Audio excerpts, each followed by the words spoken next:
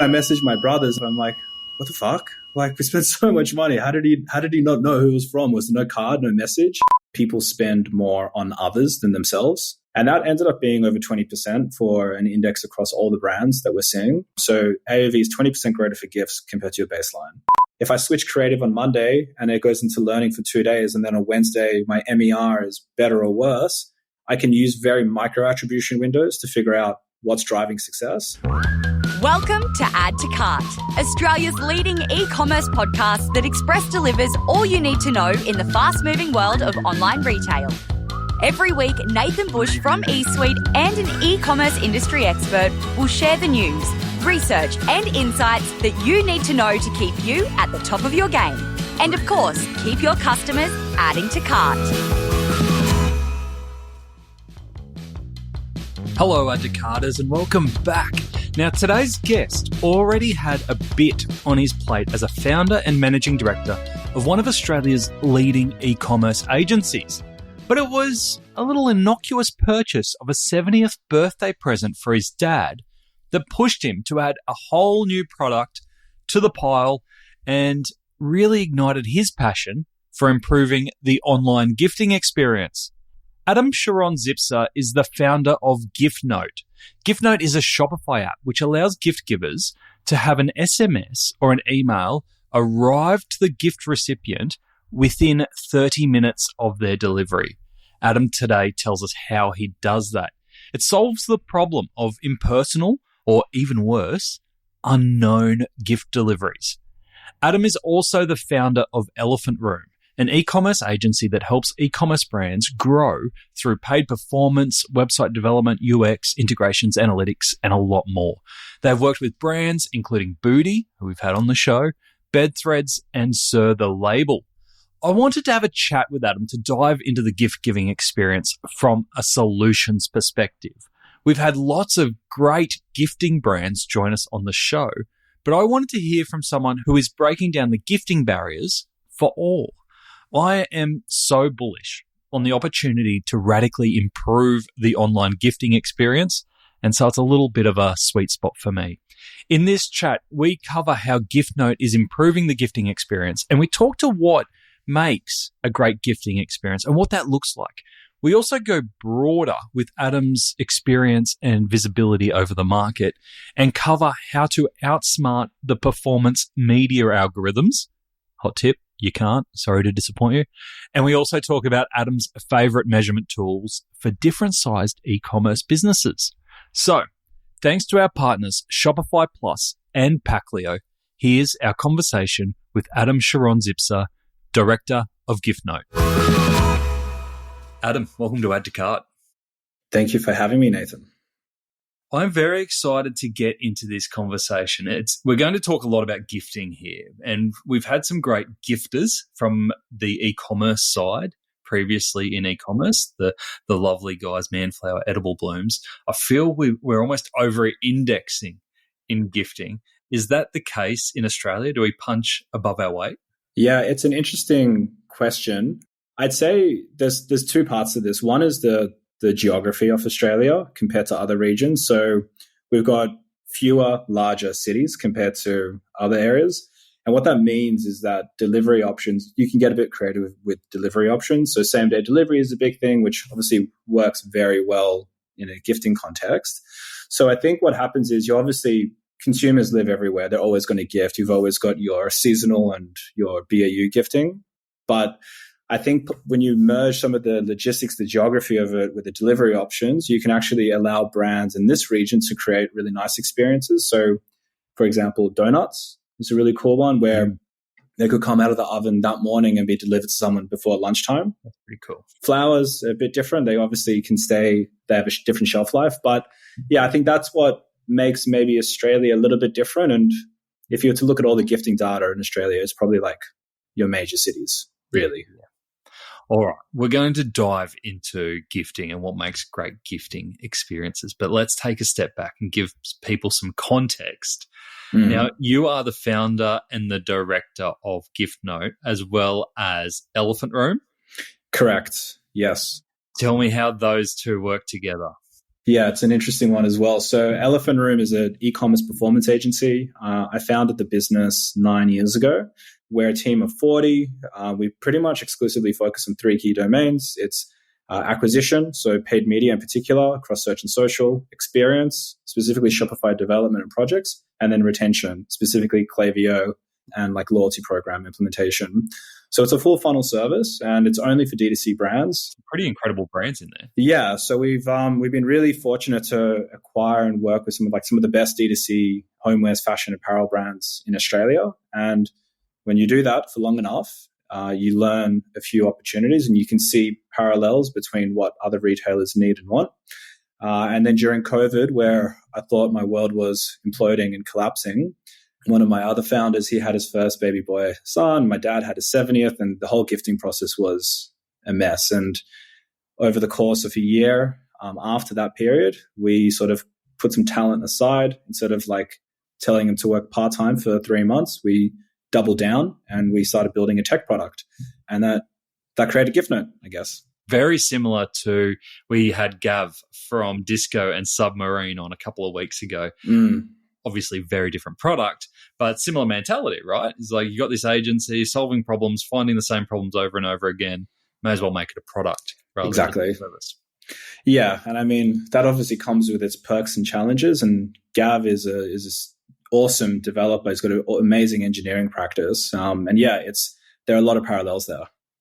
So when you were thinking about this from a gifting perspective, was it your personal experience? You talked about your dad's 70th, the newborn. Was it your personal experience, or was it what you were coming up against in the agency world and what your clients were asking for?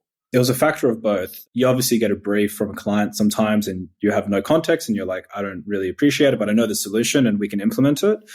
And then COVID came around and my dad had his 70th. Matt had his firstborn. Nick as well, who works in the team, had his firstborn over November, by the way, which was Black Friday period, which was absolute chaos. But we ended up sending my dad, like between both my brothers and the whole family, like a wardrobe. It was like an R.M. Williams wardrobe. We spent quite a bit of money. It was quite nice. And we gave him an upgrade. But, he sent on the WhatsApp, he was like, thanks for the gift, but I don't know who sent it, which son sent it. and then I messaged my brothers in a private WhatsApp. And I'm like, what the fuck? Like, we spent so much money. How did he not know who it was from? Was there no card, no message? You should have just claimed it. Just like it was all made. Just take their contributions. I agree. I should have. And then the same thing happened with Matt. He's like, dude, I'm getting so many gifts and I have no idea who they're from. And we actually had implemented a similar bit of tech for another client with some smarts of the tech, which we can talk about later. We sort of went down this path of like, how do we solve this problem? Surely we can solve this problem. And yeah, it became more personalized, and we found a whole product vision in here. Great. So can you explain to us how it works? Yes. So there's two sides to it. The consumer side is pretty simple. You would have experienced this before. You're on an e-commerce store and you can click send as a gift. You can add a gift message, but in the future, that gift message can be a bit more creative. You can think video, you can think more rich media. That gift message prompts the consumer with 3 delivery options: send now, instantly, send later in the future, or send on delivery, which was the first iteration of what we did.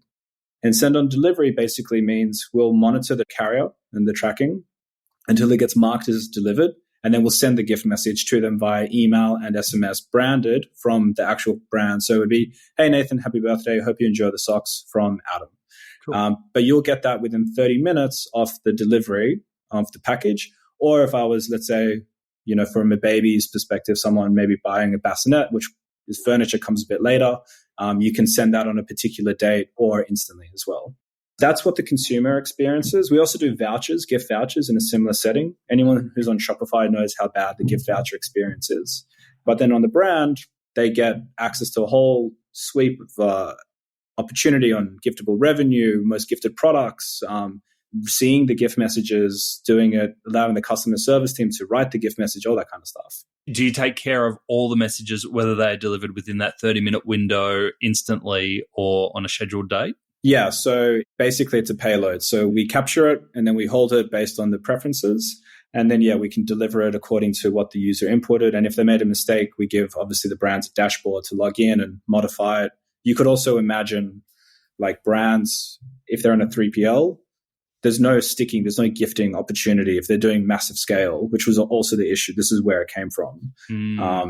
So we can give them a completely automated, personalized and paperless gifting experience to plug into their stack. Ever scrolled through an e-commerce packaging website for fun? Nah, me neither. Until today. Packlio is putting the joy into the packaging game. So let's play a game. I'll tell you the name of the Packlio product, and you have to try and guess what kind of product they are. Fairy floss, compostable mailer, queen bee, honeycomb padded mailer. Here we go. Gummy shark, water activated tape. Now, if my jaded self thinks that this packaging is fun, imagine what your customers will think. Packlio is also eco-friendly, Australian-owned and operated, with same-day dispatch and 14-day returns. Now, that's pure joy for everyone. Check out the Packlio range of e-commerce packaging options at packlio.com. That's Packlio, Packleo, packlio.com. Did you say customers can leave a video message as well? That's what we're working on right now. We don't know if it's going to increase the propensity to gift, but it's a cool feature, and I think it's exceptionally memorable. And really, it's the stickier that the process is, the better it will be. That's the general mentality. I love that idea, because you think about how much time most people spend in thinking about planning, shopping around for presents, and then you're left with this, excuse it, but a shitty little text box. It doesn't do it justice. No, it doesn't do it justice. And especially if there's a family, you can think like group gifting as well. So if it's a milestone birthday and, for example, my brothers, what if we all went in together, separate video each, it can compile it. So if you start thinking about the future, it gets a bit more engaging and it's just sticky. It's just more fun. Then you'll get acquired by Hallmark. And then, then I might have you on my podcast then. Who knows?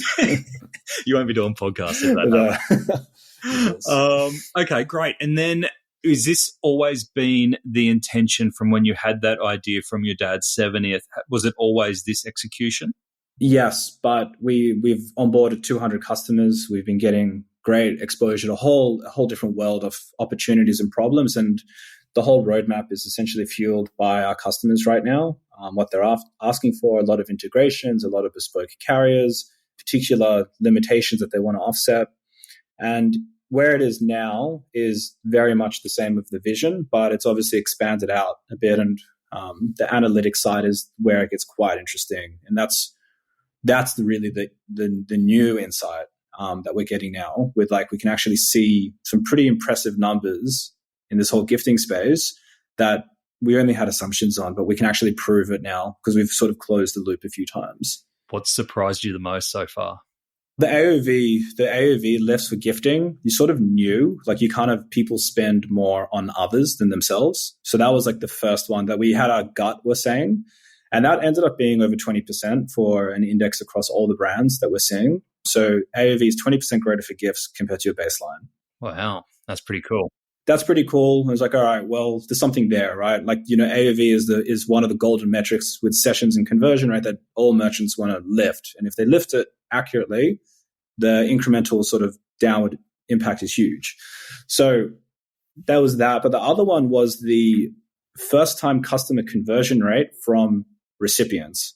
So if I buy you the socks for your birthday, and then you love them so much, you buy another pair of socks because you're gifted the socks, because we've identified you as a recipient. We're watching every new order come in, and then you reconvert as a first-time customer because the gifting email that we sent to you said, hey, Nathan, happy birthday. And here, by the way, here's 10% of your first purchase. We actually can see some pretty cool stuff. There's an 18% reconversion rate from recipients to first-time customers. And some brands are very different. Some brands are at 70% if they're a pure gifting brand. So think about flowers and donuts. You got gifted that. They're a purist. You're oh, that's amazing. But that's what's super exciting. We didn't really think about that prior. We actually can see the customer the whole way through and actually cohort them accordingly too. Yeah, that's interesting. And it's been a theme that's come through a lot of the gifting conversations that we've had on the podcast from the founders saying, one of the things we've always found is that if recipients have a great experience, then they do turn into great customers because it's such an emotional thing that, yes, my delivery was successful. The person at the other end of it was happy. It worked. Therefore, we'll do the same again. Exactly. And I think that's what we're sort of leaning into the most. And I guess also customers who gift, if I buy you baby products, but I don't have a family, why should my follow-up reviews send me the review? Yeah. What if the baby product I sent you was broken and was faulty? Customer service doesn't identify the recipient. So the whole recipient as a sort of user in the whole stack are kind of underrepresented. And our job, what we're trying to do is using the genesis of a gift note and the recipient to then really light up the whole stack with everything else around them. Are you generating any insights from the messages or the text that's input around emotions, around occasions, anything like that? As creepy as this sounds, like if I'm having a really shitty day, I love reading some of the gift note messages. We're doing hundreds, thousands a month. So you just kind of read through them and you're learning about what some of the milestones are. And it's not in a weird stalker cam way. You just want to understand how people are using it and how long the characters are, and are they using like text emojis, are they using real emojis? Are they trying to add a GIF as well? That's another one. Like, are they trying to be a meme? I mean, the biggest thing that we've identified is we've got our BAU, our everyday gifting, your birthdays, your anniversaries, your engagements, your weddings, and then you get your seasonal gifting. So Mother's Day coming up, Boxing Day at the end of the year, Valentine's Day in February.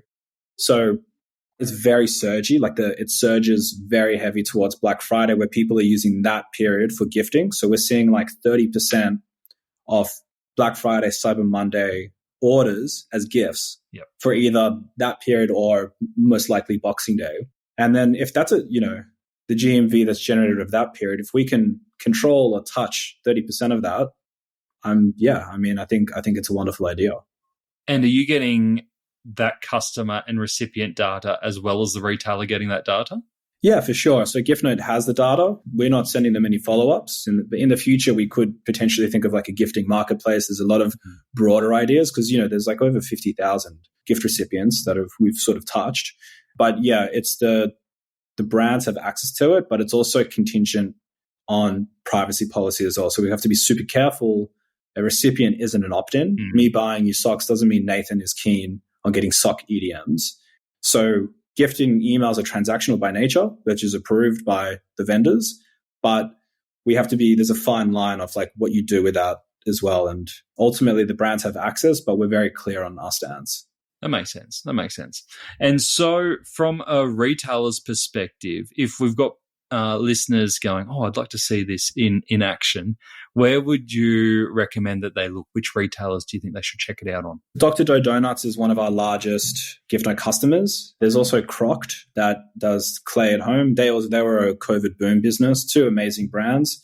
But then there's lots of brands. Bed Threads is another one. Riot Arts and Crafts. There's a handful. If you visit giftnote.com, you'll see a logo wall. Yep. We will be releasing shortly a store directory too as well. Cool. And when you said that the average order value of a gift is 26% more than what people would spend on themselves, do you find that the retailers that you work with go above and beyond to say that they've got this elevated gifting experience so that they can draw in people who go, I was here to shop for myself, but actually while I'm here, yes, I might spend it on gifts as well? So this is one of the big challenges, that we don't feel that brands are merchandising their products well enough in a gifting setting. They might do occasional collections, but I think bundles are obviously a wonderful thing to gift. Sample packs as well are awesome things to gift. We definitely feel, and part of our success in our onboarding is to say, hey, if you maybe did a PDP template a little bit differently, actually make this a bit more of an endearing gifting process, you'll probably see a better conversion rate. And just put yourself in the customer's shoes. Like, they probably want something a bit more geared for gifting. So that's what we're trying to do, is expose the merchandise insights. What are most frequently gifted products? What's your most popular gifted color? So they can actually merchandise it a bit better. And that's one thing that we really want to do. What are some of the simplest tips that you think retailers, and we're just talking standard retailers who might, offer the gifting service but aren't a gifting business per se. Sure. But what are some of the most standard tips, especially around UX, that you think they can implement to make sure that when customers get there, they go, yeah, I can shop for myself, but also this is a great place to send a gift? Definitely. I think install Giftnote, number one. Shameless plug. I think you've got care instructions, you've got delivery returns information. I think like typically a lot of brands use putting that in an accordion. Just simply put sending as a gift ? As another accordion, and just give them plain, simple English, just saying, hey, if you're sending a gift, feel free to look at how we do it, or feel free to see our gifting range, or just explain the mechanics a little bit more. Maybe they aren't in a 3PL. Maybe they do print and they handwrite their cards or whatever it might be. Just let them know that. Your PDPs and your homepage are going to get the most traffic from a media and an SEO perspective, right? So wherever the maximum surface area is, put your important assets and your important information. Yeah. So that's a starting point. And then you can convert it into a landing page. Maybe in your FAQs, you put in, again, that's a very commonly visited page. Do you offer gifting? It's like, yes, we do. Read more about our gifting services here. And it is brochureware to begin with, but I think it's a cheap, inexpensive, overnight activity that you can do. And then maybe now, after doing that, your customer service emails, one email a week that talks about gifting. As they slowly come in, you just start learning about it. Just ask, quiz, figure it out. Something will reveal itself. And it's interesting that you bring up that brochureware point, because I think it's really true. Is you can offer gifting and probably not change a hell of a lot on the front end. Exactly. At times. Where do you see where gifting starts to take off for retailers, both from your experience at Elephant Room, but also now at Giftnote? From a process perspective, where can you see it often going wrong, and you really encourage retailers to look at to make sure that the whole gifting experience is first class, not just the front end? Yeah, it's true. So I think operationally, offering things that don't scale well. I'm sure everyone's read that YCOM do things that don't scale, but I think when you're doing 1,000 orders a day for some brands and you're trying to print labels and you stick them on boxes while your team are burning their midnight oil, it's not a good thing. You don't want to be dealing with that shit. It's just not a process that makes sense. So that's one of them. Other things, I guess, is just keep it as simple as possible. And I know this sounds very vanilla, but using an app like Giftnote, for example, it's totally branded. It's completely paperless. So you're getting a nice green tick. There's no humans involved. So it's completely automated. And then it sort of works itself in the background. And I think gifting is one, but it's the same way. Like, if you were doing UGC and reviews, no one in the customer service team is following up a customer to say, hey, did you like our product? Here's a 5-star review. So you want to find nuggets of your experience that can be streamlined and totally automated without losing the personal flavor. And I guess those are the main ones. But I mean, every brand is so different. Yeah, they're great tips. One of the best ones I heard was from Kelly at Edible Blooms. And she said they recently took away their MPS. And their thing was, okay, here's an email that you get after placing the order.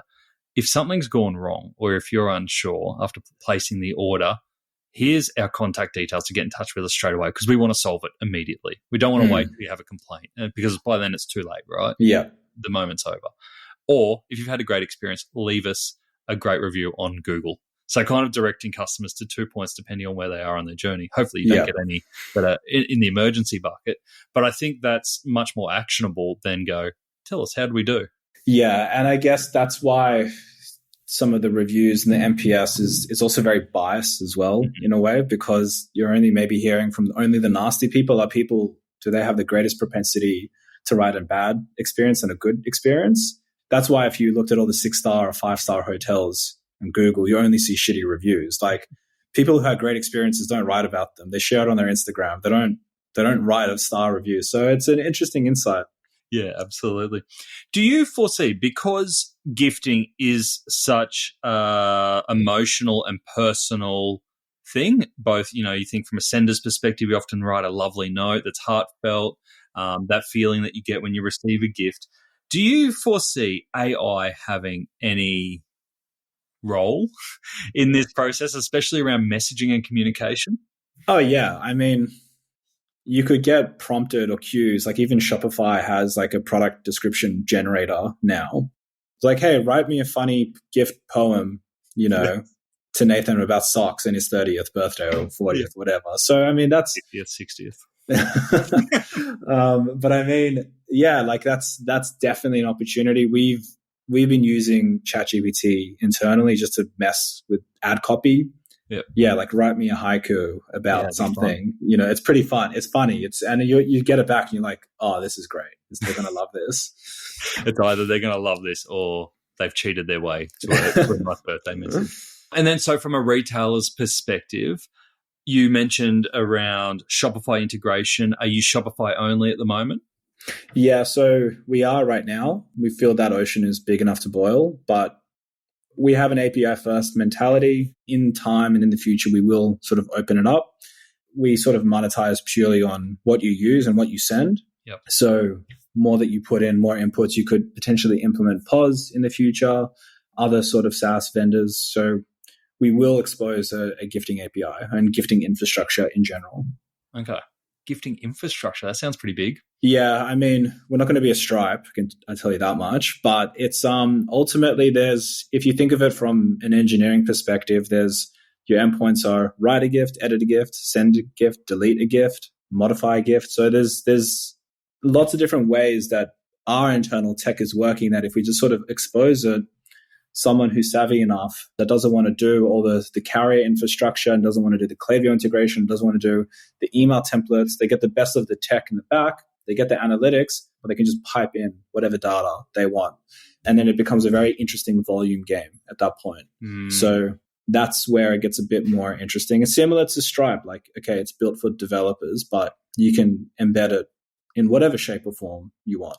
Yeah. So definitely having an IT background, I mean, I definitely think more on that side first, and it feels like a natural fit later on.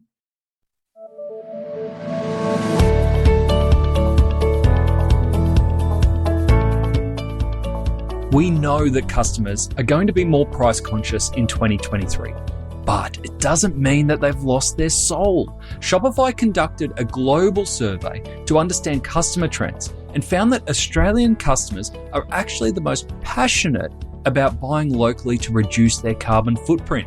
And while price pressure won't go away, the research showed that the majority of Australian customers will wait longer for delivery and recommend a product that is sustainable at its core. We're such a good bunch here, aren't we? To view more resources to help with your 2023 planning and see how Shopify can take your e-commerce business to the next level, visit shopify.com/au today. And in order to achieve that 30-minute delivery window of a message arriving within 30 minutes of that delivery, do retailers have to do anything extra within the Shopify setup for that to work? Yeah, so we've bashed heads a lot regarding our onboarding process, and we have a particular way of doing it. We're going to index 30 days worth of order data. We're going to sample that. Mm-hmm. We're going to look at all your fulfilled orders. We're going to get the tracking number. We're going to identify the carrier that you explicitly set, and then what the carrier is, because sometimes there's a mismatch. What we then do is build a map to say, hey, this is what we've automatically identified based on these orders. Can you confirm a sample set, ABC, DHL, Ozpost, StarTrack, whatever, FedEx? Map those, and then we've defined the pattern, and then every future order that comes through is sort of added into that index. Then there's scenarios where things that we don't match, and we get alerted for that. And then it's a Slack ping, and then we reach out to the vendor to say, hey, what's going on? Can we support you? Who is this? What is this? Right. So we had that recently happen with Uber Direct, where they were doing same-day delivery with Uber. And we saw that come through, and there was like a latency because we know their average time to fulfill. Mm-hmm. And there's certain flags that tick off in our system to say, hey, this is like a latent or delayed order, if it's a Giftnote one, because obviously we don't want to disrupt, we don't want to create a shitty gifting process because otherwise that diminishes the whole thing, right? So we put a lot of, probably too much equity on it, and then we speak to the merchant and we build integration or patch it on the spot. So are you integrated into the carriers at all? Yeah, over 700 globally carriers. Okay. And it covers the majority? Yeah, I'd say we've got a 95% footprint. There's going to be maybe a random carrier in Fiji that we may not be able to sort of identify with, but we would ideally spot that on the onboarding because we would know the region if they're implementing in a particular area of the world that we know is a bit funny, and you can eyeball them as well. You just know that maybe the infrastructure isn't as known. Mm-hmm. Let's say the Philippines, they might have a lot of motorbike deliveries, and that's not easily tracked because it's just how the system works, especially in Manila. We would identify that and probably alert the merchant to say, hey, we can't guarantee reliability here. Okay. And then the SMSs for a customer, obviously receive an SMS. Are they two-way SMSs or just one way? Right now it's one way. However, certain brands can implement with Klaviyo or in the future Attentive PostScript, but they can use their two-way config within a flow to handle it. Okay. I mean, SMS is a contentious topic. Brands love it, consumers hate it, but there's a fine line. But I think we feel gift SMSs have a special place, and it's not, you're not getting that 4 a.m. message from Kogan that says, hey, here's 40% off blankets. So we see it as a special spot, but brands who implement the Klaviyo side can have a bit more fun with it. I can't imagine that you'd get too much pushback from people receiving a personalized message from their friend, their lover, their mother. Exactly. And if it's like personalized and it's like, it's actually human, and if there's some rich media attached, and then there's maybe in the future a quick link to load a microsite that has like all the stuff, and there's a lot of ideas around that that we're trying to unpack. You might even think maybe, a gift is coming. You might have an opportunity to change the gift. Maybe I got you the wrong size socks. Maybe you have exceptionally large feet. I'm just rallying the sock example. I apologize, but you would say, I'm not a small. Into a weird spot with large feet, but yeah. So maybe you got small feet. I don't know, whatever it was.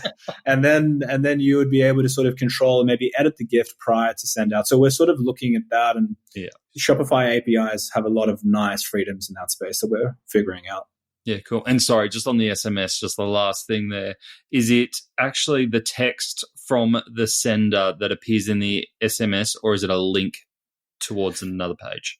No, so the payload in the SMS is the raw message that's capped at characters, because the way SMS pricing, if you go over, it gets expensive, and we have to limit some use of emojis. But the SMS will be sent from the brand name as well. And then we prompt the customer to finish with signing off as their name, or we would automatically add their name just so it like looks like a real message, like love Nathan. Yep. Nice. Enjoy your socks.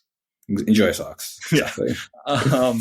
And I'm sure your brain must be buzzing at the moment when you start connecting messaging with timing it to delivery, that this goes beyond gifting, right? Yeah. So as a whole, there's a few conduits that we can live on. Vouchers is a very interesting space as well. I think that there's I've got a lot of experience and background with like double-sided marketplaces, and I understand sort of some of the economics in that space. And you can think that maybe if I had 1,000 stores and I had a gift directory, one could do some pretty cool things from a voucher context around that. Universal vouchers, like, hey, I don't know if I want to get you from brand A, B, or C voucher. Maybe I can get you a generic voucher that you could split out. And we're sort of thinking about what that world looks like. Yeah. Integrating with a Qantas store as well, so people can redeem some of their points for maybe a generalized voucher. We can handle that tunneling. There's like GiveX integrations and Blackhawk network integrations as well for the physical vouchers that you would see in Woolies or Coles. So there's a very large conversation that we can potentially do, and there's a whole different commercial model that lives behind that. But I mean, we've got a lot of problems to do, and we've got a small team with no funding, so we incubate the whole thing through Elephant Room, and we're gradually tackling them one by one. But the vision is pretty interesting. Is funding on the cards, do you think? Not in the current market. I think it's a complete mess out there, and everyone's getting scrutinized quite heavily. We've got this very nice luxury where we've got a very well-established agency with amazing customers that we can trial and incubate ideas with very quickly. That's sort of our unfair advantage. If someone was to go up against us, they wouldn't have 80 clients in their book. They wouldn't have that exposure, that access that we do. So right now we're incubating as best as we can. We probably want to get to a better state of revenue. And I think we can actually be profitable out of the gate, which would be very different from most SaaS vendors. Yep. So I am targeting profitability first. And being in an agency world, almost a decade, you're trained to know, like, you can't just run on fumes like every other SaaS vendor. You're a people business. And I think culturally I can adapt that into a SaaS business. Yeah, beautiful. From a commercial perspective, while we're there, from a retailer's world, how are they paying for this? So the app is, I'm going to sound like a salesman, is free to install and free to use. So you only pay for what you use. It's $1 a Giftnote. It's $1 a Giftnote. If you do large volume, that price can go down. What we're finding, though, is brands that have seasonal gifting, it's not fair to charge a recurring fee for just literally looking at their gift messages. There's no cost to us. We don't want to pass that back to the merchant. We see that volume is the key. And we also want to offer a freemium service where we can do bulk gift voucher generation, nothing that's actually related to the gift note itself, more gifting mechanics that they can use. Some of our competitors, because there are some people in the space, use like percentage of revenue. It's a very large aggregate pricing. It's not proper usage. It's percentage of order. Yep. We think if I was a brand, and we've spoken with enough brands, like enough in general, there's no way that would fly. So we think we know our pricing is the most fair and the most honest in the market. And it feels like most retailers offering a gifting service, if done right, can absorb that in additional gifting costs, whether that be packaging or... Yeah. So Dr. Doe Donuts actually, they impressed us with a very interesting way of doing it. They use Giftnote. They created like an arbitrage. They use Giftnote as a freemium. Mm-hmm. So everything is free. But then if you want a handwritten card, they'll charge $5 for that. Whereas before Giftnote, everything was handwritten. Yep. So we actually put handwritten more on a pedestal. Everything is free. And then if you want handwritten, it's $5. And that actually became a revenue stream for them. So let's say, I don't know how many they're doing, but X amount per day is handwritten and way more. Like, it's a whole different process, right? Mm. They can do that, and brands can actually build on top of it in that way. That's smart. Real smart. Yeah. So that was impressive. And then we were like, oh shit, like you've totally offset the app costs by just making us free and then putting everything else as like a premium on your manual one, which is amazing. Yeah, fantastic. That's a great tip. Thank you. So Giftnote, we've covered a lot there around obviously the product, but also how to do gifting well. If we take a broader view on e-commerce, which I know you've got with all your great clients at Elephant Room, where would you say the state of the market, the e-commerce market in Australia is at the moment from the three pillars that you do? Where are you finding most of your retailers are spending their time and money at the moment? Yes. I think historically, a lot of the merchants and brands, they've nailed their supply chain. COVID broke them and rebuilt them. They're a much more solid structure. They've identified their processes. They saw unprecedented demand. They know how to ship shit. They know how to get something. They know how to do great customer service. They know how to do great returns. And that there's obviously will be improvements and innovation in that space. The biggest thing that we're seeing right now, and which is, there's $1 billion a year or something spent on paid media. There's a lot in that space where brands are trying to understand attribution, trying to understand ROI. The whole ITP and tracking thing was a big impact for a lot of brands. They're getting fuzzy reporting. They just don't know what bang for buck their customers are doing. Yep. And we're spending a lot of time investing in this separately to Giftnote, just on the Elephant Room side, just understanding how can brands do proper measurement, looking at MERs or marketing efficiency ratios, looking at NCAC, new customer acquisition costs, and really deeply understanding an LTV, but also adjusted LTVs because everyone did a price change a year ago. Mm-hmm. So what we don't like is like a lot of the out-of-the-box tools, like your Triple Whales and your Glues and your Dacities, they're all great, but they don't consider that anomalies in your data. Yep. So your LTV data that consists of a 15% price increase over COVID or last year there's no parity there. And we're spending a lot of time just understanding measurement in that space. And I think that's been a very, very big topic for us. What are your go-to measurement tools?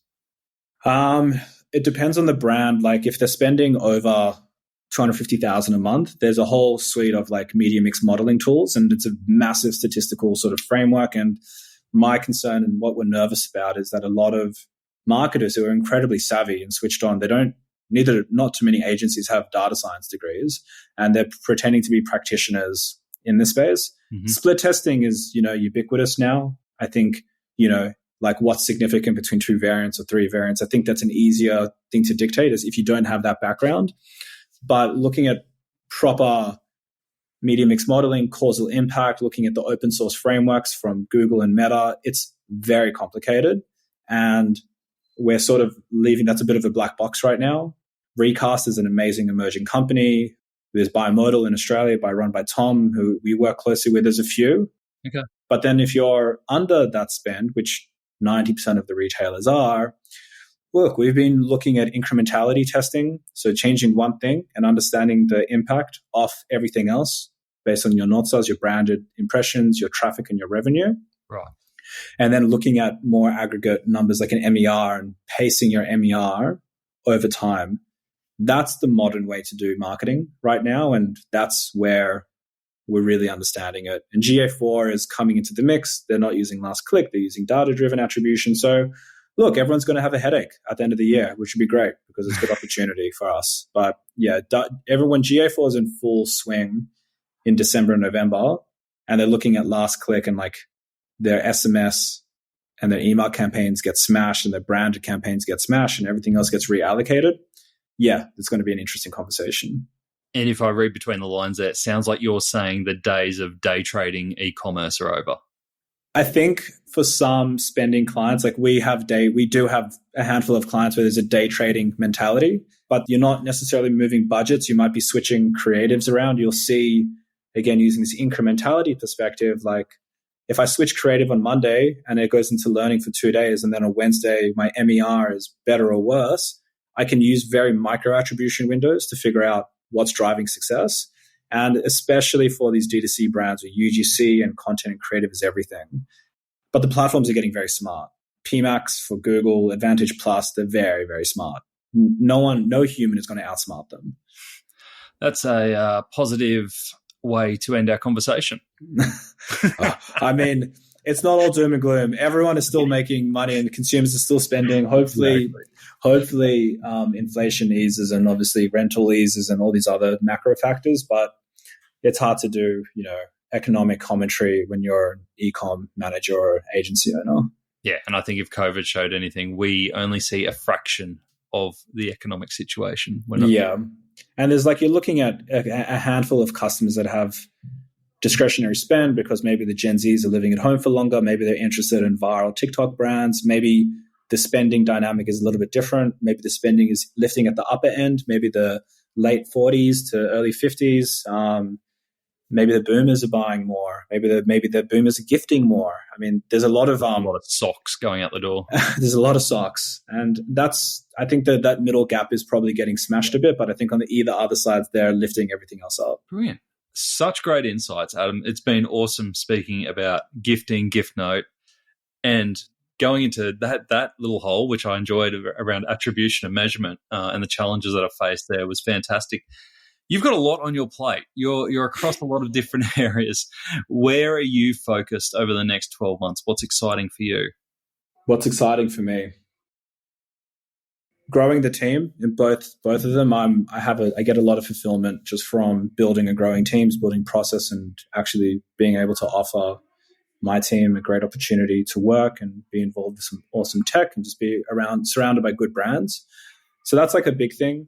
We want to make sure that we're listening to customers on Giftnote and Elephant Room side. We really do feel like we've got a good read on market temperature across CRM, dev, acquisition, and tech, and this whole general trifecta. So it's just making sure that they're understanding their profitability, their unit economics. We're trying to really support brands on dividing the CapEx and OpEx well and seeing what these investments are doing. But ultimately now everyone's getting a crunch. All the app vendors are getting smashed. Everyone's negotiating harder. Every e-com manager is smashing everyone for a better deal and a better rate. And I guess our duty in Giftnote and Elephant Room, if I was to draw a parallel and what the focus is to prove value. Mm-hmm. Giftnote focuses well on the retention side, increasing LTV, doing stuff like that. And Elephant Room isn't in a business to spend money for no reason. We want to make sure that what we're doing can actually draw a conclusion, and we can pace this out over time with our key metrics. And that's really where the focus is. Yeah, that's a smart approach, because there's been a lot of agencies that look good on the outside, expand like crazy, but the best agencies, in my experience, are the stable agencies that are profitable and have that retention of team for long. Yeah, we've always been a backyard business. We always focus on our backyard. Considering we're almost 10 years, like comparative to other businesses that have started with us, they're double or triple our size. We've always found refuge in partnerships, relationships, and just like longevity. And that's been a very, very, very big thing for me. Adam, if our listeners have heard this and they want to get in touch, they're interested in Giftnote, interested in Elephant Room, interested in yourself, what's the best way for them to get in touch? Usual socials work, LinkedIn. You can find me, Adam Sharon-Zipser. hello@giftnote.com, adam@elephantroom.com. Someone's always there. I'm always there. Don't get enough sleep, so you'll hear from me. Brilliant. Adam, thank you so much for joining us on Add to Cart. Thanks for having me. Good to see you, Nathan. I swear, it is purely coincidental that we have had Adam from Elephant Room /Giftnote and Gav from Disco/Submarine almost back to back. But I am liking the trend of Australian e-commerce agencies who are productizing some of their best ideas so that everyone can use it. It's a great trend. Now, if you are keen to give Giftnote a trial for your brand, Adam has a special offer for Add to Cart listeners. Contact hello@giftnote.com and mention the Add to Cart podcast to extend your trial and get support with any white glove implementation. Very fancy. You'll be gift noting away in no time. All right, here are my top 3 takeaways from the episode. All right, number 1, customers spend more on gifts for others than they do on themselves. According to Adam, shoppers who are buying gifts for others will spend 26% more average order value than if they were buying for themselves. This is obviously a big opportunity for growth for you to raise the size of that basket. And there's 2 things here. 1, make sure your gifting process and options are up to scratch. Obviously, things like Giftnote can help elevate that experience. And secondly, make sure you shout about your gifting options to prompt the additional spend. Some visitors may be shopping for themselves, but when you tell them that there is also gifting options, it may trigger a second purchase. Number 2, premium personalization. I loved the example that Adam gave from Dr. Doe Donuts, who started charging for handwritten notes as an incremental service. Previously, they were free, but they were able to shift the free option to Giftnote, which, if we're honest, is still better than most free gifting options, but then start charging $5 for handwritten notes. This $5 covers the cost of Giftnote and introduces a new revenue stream. Very, very cluey, definitely not doughy. All right, number 3, emerging analytics tools. Did you catch some of those analytics tools that Adam mentioned in the end? I haven't played with them, but it's always good to have a poke around with the emerging solutions. The 2 marketing mix modeling tools that Adam mentioned were Recast and Bimodal, B-I-Modal. Bimodal is actually founded in Australia too, so well worth going to have a look and have a play if you are struggling to get your marketing mix modeling right. To get the highlights of today's episode, head on over to addtocart.com.au and sign up for our free newsletter. Each Tuesday, we will send Monday's episode summary, links, and discount codes for you to go next level on. And if you're looking to explore your next e-commerce opportunity, come and visit us at eSuite. We're a dedicated e-commerce talent agency connecting the best e-commerce talent with the fastest growing brands in Australia. Head on over to eSuitetalent.com.au where you can download the free e-commerce salary guide and sign up to our weekly e-commerce job emails. Thanks for listening, and until next time, keep those customers adding to cart.